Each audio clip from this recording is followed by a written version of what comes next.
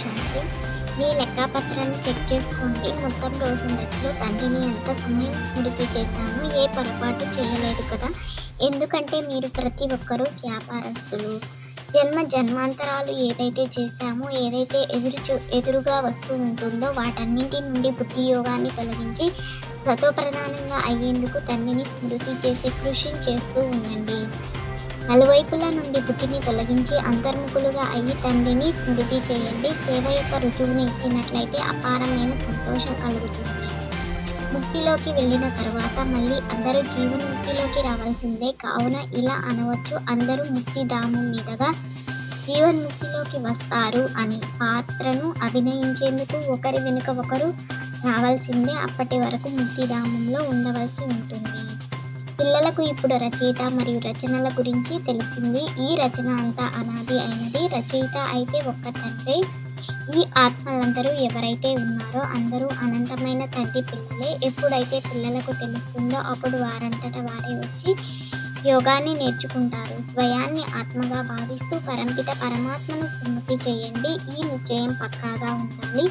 ముఖ్యమైన విషయం పతితులను పావనంగా తయారు చేయడం. మొత్తం ప్రపంచమంతా పతితంగా ఉండి మళ్ళీ పావనంగా అవ్వాలి. మీరు ప్రతి ఒక్కరు వ్యాపారస్తులు. మీరు బాబాతో వ్యాపారం చేస్తారు. మిమ్మల్ని మీరు చెక్ చేసుకోవాలి. నాలో ఎన్ని దైవీ గుణాలు ఉన్నాయి, ఎంతగా తండ్రిని స్మృతి చేస్తున్నాను, ఎంతగా నేను అశరీరిగా అవుతూ ఉన్నాను. మనము అశరీరులుగా వచ్చాము, మళ్ళీ అశరీరులుగా అయ్యి వెళ్ళాలి. ఉన్నతోన్నతమైన వారు తండ్రి, వారి మాలపైన ఉండి రుద్రుడు ఆ నిరాకారుడు, ఆ తర్వాత సాకారంలో లక్ష్మీనారాయణులు ఉన్నారు. వారి మాల కూడా ఉంది. బ్రాహ్మణుల మాల ఇప్పుడు తయారవ్వదు. అంతిమంలో బ్రాహ్మణులైన మీ మాల కూడా తయారవుతుంది.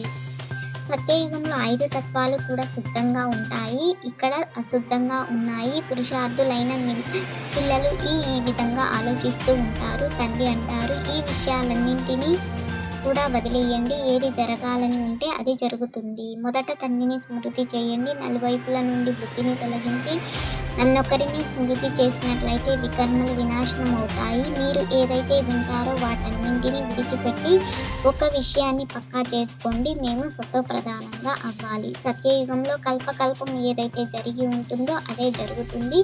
అందులో తేడా రాదు. ముఖ్యమైన విషయం తండ్రిని స్మృతి చేయండి. ఇందులోనే శ్రమ ఉంది. పూర్తి శ్రమించండి. తుఫాన్లు ఏవైతే ఎన్నో వస్తాయి. జన్మాంతరాలు ఏవైతే చేశారో అవన్నీ ఎదురుగా వస్తాయి. అన్ని వైపుల నుండి బుద్ధిని తొలగించి అంతర్ముఖులుగా అయ్యి నన్ను స్మృతి చేసే పురుషార్థం చేయండి. పిల్లలైన మీకు స్మృతి అయితే వచ్చింది, అది కూడా నంబర్వారు పురుషార్థం అనుసారంగా.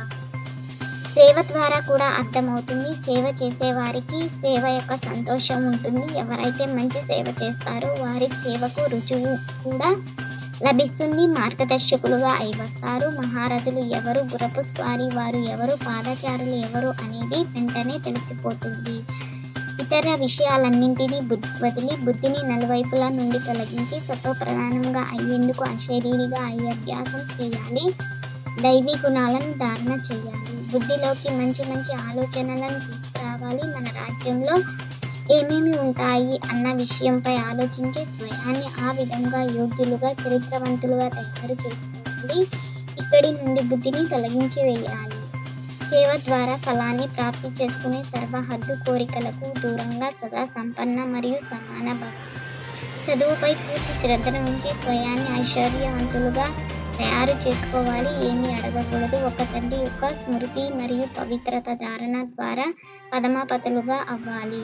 సేవ అంటే ఫలాన్ని అందించేది అని అర్థం. ఒకవేళ ఏ సేవ అయినా అసంతుష్టులుగా చేస్తే ఆ సేవ కాదు. అటువంటి సేవను వదిలేసినా పర్వాలేదు, కానీ సంతుష్టతను వదలకండి. ఏ విధంగా శరీర పరంగా తృప్తిగా ఉండేవారు సదా సంతుష్టంగా ఉంటారో అలా మనసు పరంగా తృప్తిగా ఉండేవారు కూడా సంతుష్టంగా ఉంటారు. సంతుష్టత తృప్తికి గుర్తు. తృప్తిగా ఉండే ఆత్మలో ఏ రకమైన హద్దులోని కోరిక కానీ, గౌరవం, పేరు, ప్రతిష్టలు, సౌకర్యాలు, సాధనాల యొక్క ఆకలి కానీ ఉండదు. వారు హద్దులోని కోరికలన్నింటి నుండి దూరంగా సదా సంపన్నంగా మరియు సమానంగా ఉంటారు.